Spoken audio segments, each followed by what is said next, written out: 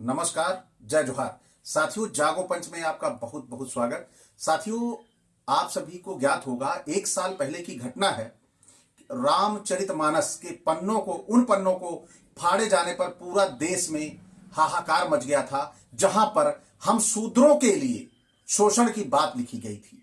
तो यहां पर देखने में यह आता है कि जैसे हमारी भावनाएं भावनाएं ना होकर वह खेलने का एक खिलौना है।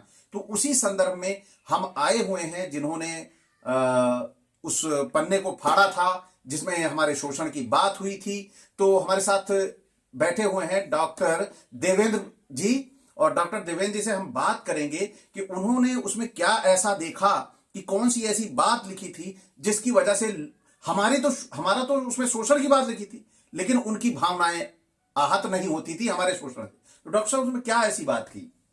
जी, जैसा कि आपको ज्ञात होगा जी कि 29 जनवरी की बात है। जी हम लोग उससे पहले 28 जनवरी को स्वयं प्रसाद मौर्य जी से मिलने गए थे। जी तो वहाँ पर हम लोगों ने उनसे कहा था कि भाई आपके जो आप इस समय बयान दे रहे हैं, जी उसके समर्थन में हमारा अखिल भारतीय ओबीसी महासभा एक संगठन है, जी आपके समर्थन में एक कार्यक्रम करना चाहता है। जी और एक कार्यक्रम हम लोगों ने आवास विकास कार्यालय है वृंदावन में, जी उसी के बगल में एक बौद्ध पार्क है, जी वहीं पे ये कार्यक्रम हम लोगों ने रखा था। जी और इसमें करीब हमारे साथ 100-150 लोग एक बार कहने पे आ गए थे। अच्छा अच्छा।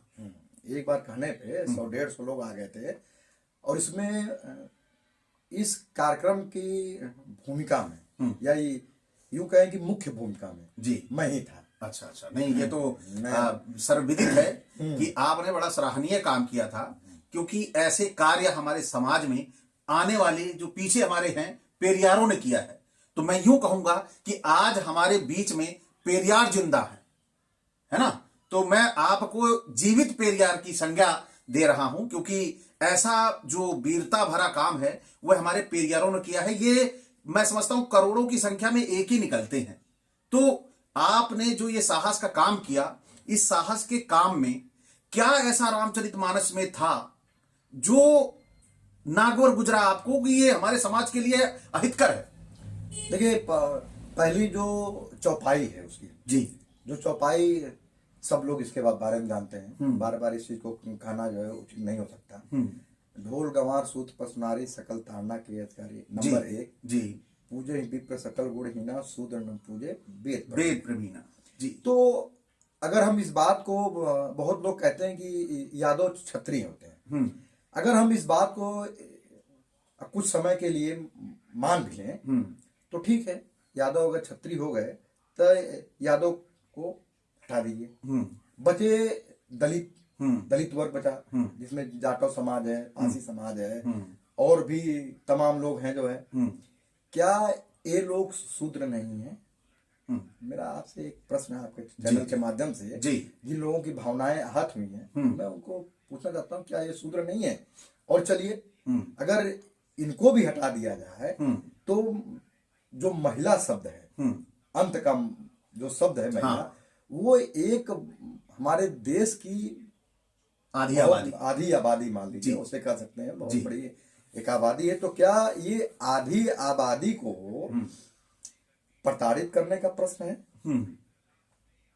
या देखिए, ये बात बहुत ही सोचने वाली बात है कि अगर इसमें से गंवार को भी हटा दिया जाए, सूत पशु को भी हटा दिया जाए, और आदमियों, सभी मनुष्यों को हटा दिया जाए, तो क्या अगर महिला को भी अगर देखा जाए, जिससे सृष्टि की रचना होती है, जैसे जिससे हम हैं, हमारी भी एक माँ है, हमारी एक बहन है, हमारी एक धर्म पत्नी है, तो क्या हमारी महिलाएं प्रताड़ना की अधिकारी हैं?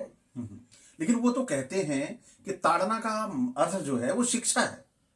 नहीं, अगर ताड़ना का अर्थ से शिक्षा है तो सारे जो शिक्षण संस्थाएं हैं उनको ताड़ना केंद्र कर देना चाहिए। जब ये पर्यायवाची इन्होंने दे ही दिया कि ताड़ना मतलब शिक्षा है, तो फिर सारे शिक्षक केंद्रों को जो है ताड़ना केंद्र बना देना चाहिए, और जितने शिक्षक हैं जो है उनको ताड़न अधिकारी भी कह सकते ताड़न हैं। अधिकारी भी कह सकते हैं, हाँ। अगर इस तरीके से देखा जी, जाए, जी, लेकिन जी, ऐसा जी। है नहीं। आपकी बात बड़ी मजेदार लगी। लेकिन ऐसा ये है नहीं। आपने जो ताड़ना का शब्द में, अगर आपने बड़ा अच्छा इसका बड़ी अच्छी व्याख्या की, बड़ी मजा, ये मतलब अब उनके कलेजे में सांप लौट जाएगा ये सुन करके, उन्होंने आपने ऐसा कर दिया। लेकिन मैं सही जैसे आप इसके समर्थक हैं, मैं भी ये बात कहता हूं कि जैसे ताड़ना शब्द का उन्होंने शिक्षा का लगा दिया, तो आज तक कितने ओबीसी एससी के बच्चों के लिए फ्री में शिक्षा ब्राह्मणों के स्कूल में मिली। अगर ताड़ना शिक्षा है, अगर इनके रामचरितमानस में लिखा है, तो इन्होंने इसका अनुपालन क्यों नहीं किया? इसके लिए विद्यालय क्यों नहीं खोले? ये हम पालन जो कर भी नहीं सकते ना जी, क्योंकि जो ब्राह्मणवाद है जो है, ये अनुपालन जो है नहीं कर सकता, क्योंकि वो अगर अनुपालन करने लगा जी। तो उन्हीं के केंद्र से उनसे सवाल पूछने वाले जन्म लेने लगेंगे जी। और ये उनको मंजूर नहीं है कि कोई उनसे सवाल पूछे। हम सबसे पूछें लेकिन हमसे कोई ना पूछे। हाँ, जो सवाल पूछा वो धर्म विरोधी है, वो धर्म विरोधी है, देश विरोधी है, संविधान विरोधी है, कुछ भी कर लीजिए। लेकिन एक सबसे बड़ा सवाल है कि जैसे हमारे समाज में सुधारवादी आंदोलन चलते आए हैं, लेकिन आज भी हम सुधार की स्थिति में नहीं पहुंचे हैं। आज जो आपने सुधार की बात की है ना, आपने ताड़ना की बात की थी, तो उन्हें तुरंत उस शब्द को सोचना चाहिए था कि ताड़ना शब्द हटा के वहां पे शिक्षा लिख दें, ताड़ना हटा दें, क्योंकि सुधार का समय है। जैसे जैसे हम लोग पढ़ते जाएंगे वैसे वैसे शब्दों का वो जखीरा निकलता जाएगा, जहां पर उन्होंने गोल मोल लिख के हमें गुमराह करने की कोशिश की है, हमें गुलाम बनाने की कोशिश की है। उनकी मनसाएं वो दर्श रही हैं। इस बारे में आपका क्या कहना है? अगर वो क्या हटा लेते हैं इन सब शब्दों को, तो क्या आप उनकी बातों को मानने के लिए तैयार हैं? देखिए, अगर बात इन शब्दों को हटाने की नहीं है, बात ये शब्द नहीं है जी। इस शब्द बहुत बड़े संदेश देते हैं जी। और इस शब्द को अगर हटा भी लेंगे तब मानसिकता तो वही की वही रह जाएगी। भाई, हमने तो चलिए रामचरितमानस के चौपाई को कागज पे लिखा, उनको उठा के जला दिया। जी। आपको याद होगा कि मई 2023 की घटना है जी। मध्य प्रदेश में। जी। परवेश शुक्ला नाम के व्यक्ति ने एक आदिवासी के ऊपर जो पेशाब कर दिया था। जी। एक आदिवासी पे जी, पेशाब कर बिल्कुल दिया। बिल्कुल सही कह रहे हैं। अगर ये शिक्षा हो गया, ये हमारे आंदोलन के बाद जो है, ये करीब फरवरी में जी। इन्होंने ताड़ना को हटा के शिक्षा किया, और ये घटना जो मई की है, तो मानसिकता तो वही की वही रह गई। जी जी जी। कि हमारी तो मानसिकता जो वही है कि जो लिखा क्या है क्या नहीं लिखा है, परिवर्तन किया है कि नहीं किया है, हमारी मानसिकता वही है, हम उसी हिसाब से काम करेंगे। बिल्कुल, आपका कहना मैं बिल्कुल समझ गया हूं। यहाँ जरूरत है नियत बदलने की, है ना? यहाँ नियत उनकी नहीं बदल सकती, शब्द भले बदल लें, शब्द ये आपकी बात है। लेकिन जी। नियत बदलना चाहिए जी। जो कि वो नियत बदल नहीं सकते। नियत ना बदलने का कारण सदियों से चली आ रही उनकी परंपरा है। उन्होंने अपने आप को श्रेष्ठ रखा और सबको उन्होंने नीचे के पायदान पे रखा, तो वो अपनी पॉलिसी कैसे बदलेंगे? वो अपनी पॉलिसी बदलेंगे भी नहीं। मेरा आपको जो है आज की डेट में हमारा प्रश्न आपसे है कि वो अपनी पॉलिसी बदलेंगे ही नहीं, क्योंकि पॉलिसी अगर बदल लेंगे जी। तो उनको सबको शिक्षा का अधिकार देना पड़ेगा जी। उनका अनुपात के हिसाब से उनको अधिकार जो देना पड़ेगा। आप देखिए ना, जो है जी, राजा बृहद्रथ हुए थे जी, उनकी हत्या जो किसने की? पुष्यमित्र शुंग ने जी। और पुष्यमित्र शुंग जब आए तो उन्होंने पूरे बौद्ध समाज को जो है दबाने का काम किया जी। और उसमें एक ये भी था कि जो एक बौद्ध सर लाएगा उसको जो 100 स्वर्ण मुद्राएं दी जाएंगी। जो जी जी, बिल्कुल बिल्कुल ऐसा ही था। तो उस समय, जिसको आज हम लोग सरयू के नाम से जानते हैं, उस समय इतने बौद्ध सर से वो सरयू पड़ गई कि उसका नाम जो सरयुक्त हो गया, और वो सरयुक्त से होते होते सरयू बन गई। जी जी जी, जैसे राक्षस से राक्षस बन गया, जैसे राक्षस से राक्षस बन गया। जी जी। अच्छा देखिए, राक्षस को कौन थे उस समय? राक्षस वो थे जो अपना अधिकार मांगते थे। जी, आज की डेट में भी वही है। जी जी, राक्षस वो थे जो अपना अधिकार मांगते थे। उस समय अधिकार की बात नहीं थी, रक्षक का उस समय का जो परिपाटी थी, जो पैमाना था, क्या था कि उसमें यज्ञ की प्रचलन था, यज्ञ बहुत हुआ करते थे। उन यज्ञों में जानवरों की आहुति दी जाती थी। तो जानवर किसके प्रिय थे?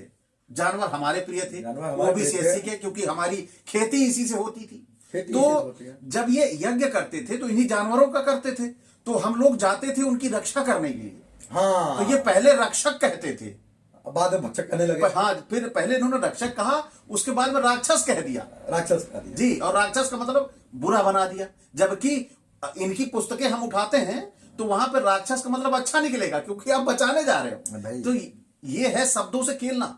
हम शब्दों से नहीं खेल पाते, क्योंकि हम चाहते हैं कि हम जो बोले वो शुद्ध हो और किसी की भावना ना भड़के। हमारा ध्यान होता है, क्योंकि उदारता हमारी संस्कृति है है ना। हमारी भारतीय संस्कृति जो है, यहाँ के मूल निवासियों की संस्कृति है कि उदारता हमारे नस नस खून खून में, हमारा डीएनए है, यूं कहे तो। लेकिन आपके साथ जो ये ताड़ना हुई, जिस ताड़ना के लिए आपने रामचरित के पन्ने को पढ़ा, वही ताड़ना आपके साथ हो जाती है। तो इस ताड़ना में आपकी जो जेल यात्रा रही है, तो जेल में कैसे अनुभव हुआ, क्या अनुभूति हुई आपको?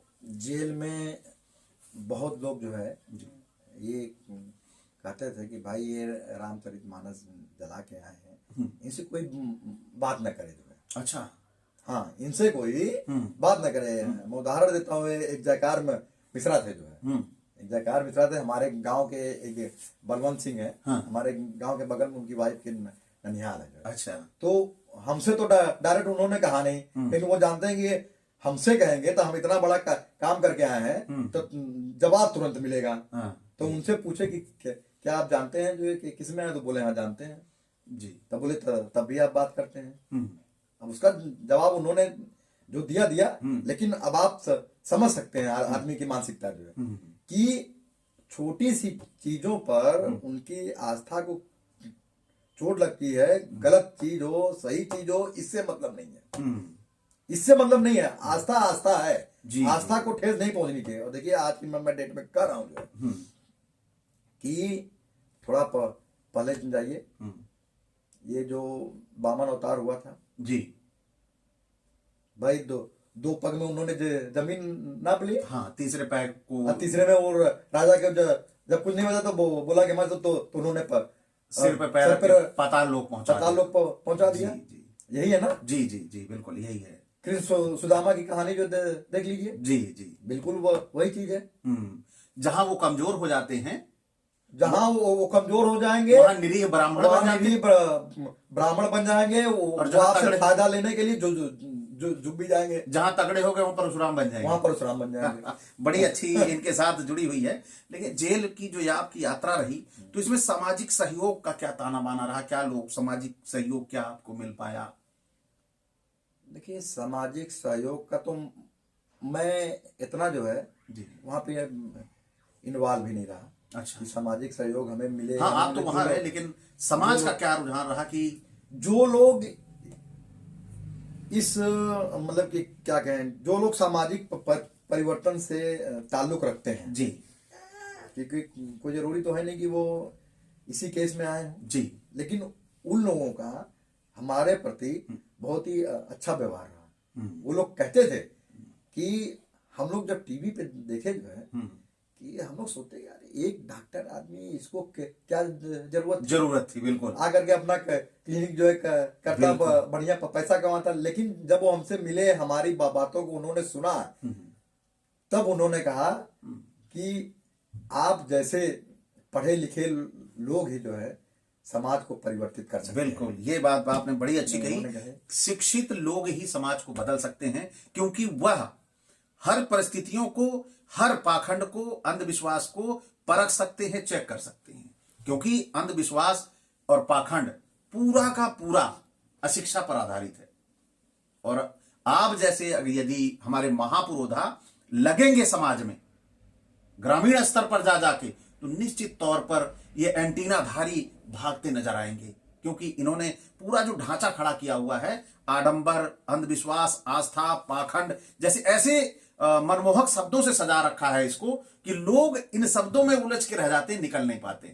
तो आप ये बताइए, जेल से निकलने के बाद, आने के बाद लोगों के बीच में आपको जाके कैसी अनुभूति हुई? लोग आपको, मैंने तो देखा है आप तो मेरे साथ ही सम्मानित हुए थे एक दो जगह, तो कैसा लगा आपको ये? नहीं, पहले तो अंदर की ही बात कर लें जी। एक दो लोग थे जो है सिपाही भाई, वो लोग हमसे आते थे पर्सनली जो हम मिलने के लिए। अच्छा। कि यार वो डॉक्टर साहब कहाँ हैं, उनसे हमें जो मिलना है। कई लोग हम लोग पिताजी मिलने आते थे। अच्छा बंधु, वहां तो कई लोग बोले कि आपको परेशान होने की जरूरत नहीं है, अंदर और बाहर हम लोग आपके साथ जो खड़े हैं, और हम लोग इसी सोच के आदमी है जो है। जी जी। अच्छा, ये तो विचारधारा की सवाल है, विचारधारा की लड़ाई है, ये चलती रहेगी। लेकिन आप एक चीज ये बताइए कि जो आपका हौसला वहां टूटा या हौसला बढ़ा, ये बताइए कि जिससे हमारे समाज के लोगों को ये पता लगे कि इस लड़ाई में हमारे अंदर कितना संचार होता है। शुरू के दिनों में जी, शुरू के 15-20 दिन जो है जी, हमें थोड़ा अंदर से लगा कि यार हम गलत तो नहीं आ गए यहाँ, या हमें ये करना चाहिए तक नहीं करना चाहिए। लेकिन जब मैंने वहां का माहौल जो देखा, कई लोग थे ओबीसी और दलित के ही लोग दिन भर पूजा पाठ में जो है व्यस्त है, दिन भर व्यस्त। अच्छा, क्या ओबीसी एससी ज्यादा है जेलों में? बिल्कुल ना, 90% के ऊपर है। अच्छा। हम लोग यहाँ पे 85-15 की बात करते हैं, वहां आप घूम लीजिए। अगर आपने कभी नहीं जो घूमे हैं, नहीं, मैं तो वही तो आपने देखा होगा जो भी 3 दिन वहां पे ज्यादा। और पूजा पाठ जो है करते थे, और वो जैसे जैसे वो पूजा पाठ करते गए वैसे वैसे उनका जजमेंट होता गया। कोई 10 साल से पूजा कर रहा है तो उसकी 11 साल की सजा हो गई। तो हमसे लोग कहते थे कि डॉक्टर साहब आप जो पूजा नहीं करते, हम कहे आप एक ही बता दो, हम पूजा जो करने लगेंगे कि हम कितने दिन में छूट के बाहर आ जाएंगे। कौन सा हम 6 महीने कि 6 महीना पूजा करें तो 5 महीना में बाहर आ जाएंगे। जब ये सवाल हमारा होता था तो वो लोग एकदम जो सोचने पे मजबूर हो जाते थे। अब मैंने कम से कम 30 से 35 लोगों के धागा कटवाया होगा मैंने। बहुत खूब, यानी कि आपने क्रांति की अलग अंदर भी जगाई।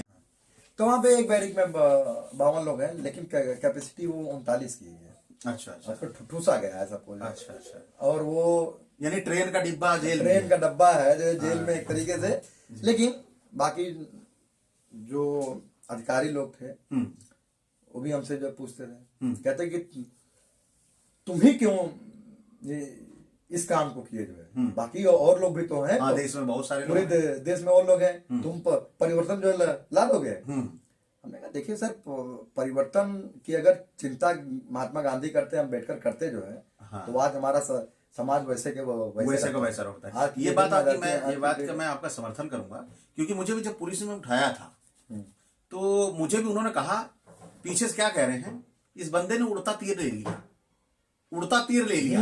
समझ रहे हैं, है ना, उड़ता तीर ले लिया। अरे ये उड़ता तीर नहीं है, है ना, नहीं, परिवर्तन आप ही लाओगे, ये नहीं है, ये वैचारिक लड़ाई है। वैचारिक लड़ाई मैं नहीं समझता कि रुकने वाली है, नहीं ये चलेगी। ये विचारों की लड़ाई है, सामाजिक क्रांति है। अब विचार देखिए, वैचारिक लड़ाई जी छोटी लड़ाई नहीं होती है, सबसे बड़ा महायुद्ध है। ये कोई चुनाव नहीं है कि महीने भर का चुनाव हुआ, मेहनत करिए, आपने अपनी सीट जीत। देखिए आप सीट अगर जीत भी लिए, लेकिन विचारों को लोगों को नहीं बदल पाए, बिल्कुल, तो आपका जीतना और हारना सब एक बराबर है। हमें वैचारिक रूप से मजबूत होना पड़ेगा। जी, तो भाई साहब आप थोड़ा बाहर का बताइए।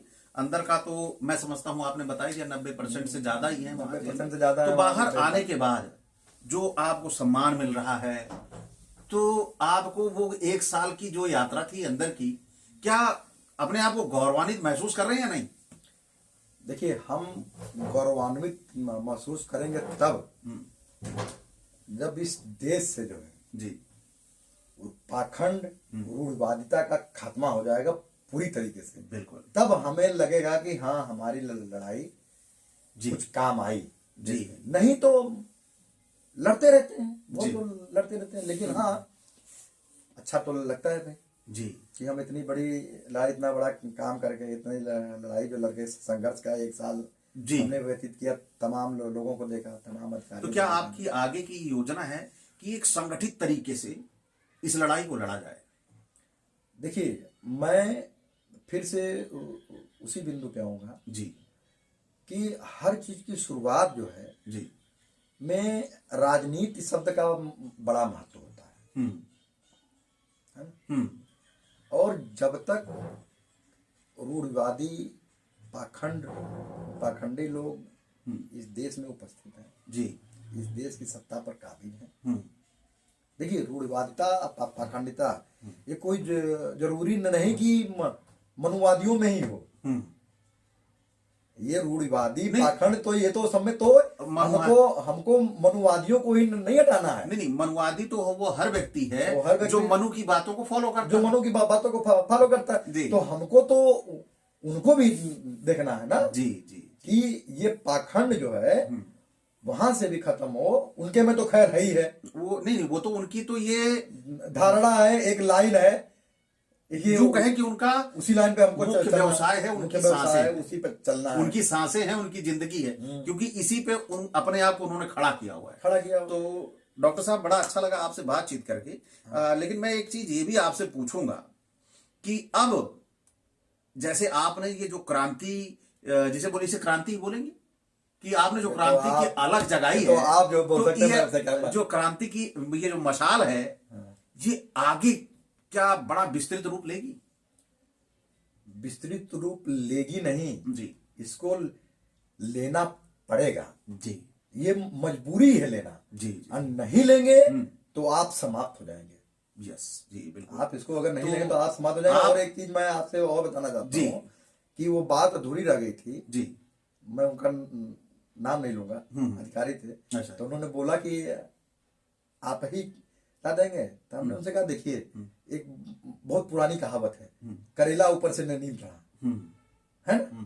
तो एक तो मैं यादव जो है वो तो ऐसे ही वो अंदर से मजबूत रहता है, क्रांति के लिए तैयार रहता है। ऊपर से पूर्वांचल का यादव, हाँ। और उसमें भी आजमगढ़ का यादव, हाँ। तो वो तो क्रांतिकारी हो गई होगा जो है। और हम नहीं परिवर्तन लाएंगे, हमारा बेटा ले आएगा, हमारा बेटा नहीं लाएगा, हमारा पोता लाएगा। जी जी जी जी। तो परिवर्तन तो बड़ी लंबी लड़ाई है। सामाजिक कार्यक्रमों में होता है कि परिवर्तन में क्या आप 400 कदम चलेंगे तब एक कदम का परिवर्तन आपको दिखेगा। बिल्कुल बिल्कुल। ये नहीं कि 100 कदम चले तो 100 कदम का परिवर्तन नहीं, होगा। मेरे विचार से जैसे अंधविश्वास और पाखंड को फैलाने के लिए उनका ताना बाना है, इसी तरह का यदि ताना बाना बुना जाए तो मैं समझता हूं क्रांति आ सकती है। जैसे ही जगह जगह वो भागवत कथाएं करते हैं, है ना, करते हैं, रामचरितमानस का पाठ करते हैं, पाठ करते हैं। उसी तरह यदि शुद्धि बुद्धि कथा जगह जगह अगर शुरुआत कर दी जाए तो मैं समझता हूं कि ये कार्य बड़ी तेजी से होना शुरू हो जाएगा।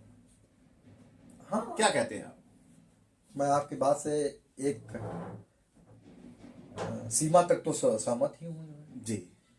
एक सीमा तक तो मैं आपकी बात से सहमत हूँ, जी। लेकिन ये शुद्धि बुद्धि का नाम ठीक नहीं लगता है। इसको कुछ और नाम जो आप सोच के बताइएगा जो है। लोग इसको दूसरे तरह से भी ले अच्छा, सकते सोचेंगे हैं। हमारी बुद्धि खराब है। सोचेंगे हमारी बुद्धि खराब है जो है। नहीं डॉक्टर साहब, बिल्कुल सही इस चीज जो हमने, अब लोग कहते थे कि आपने रामचरितमानस जला, ये वो, हम कहते हैं एक चीज बताइए। बिल्कुल।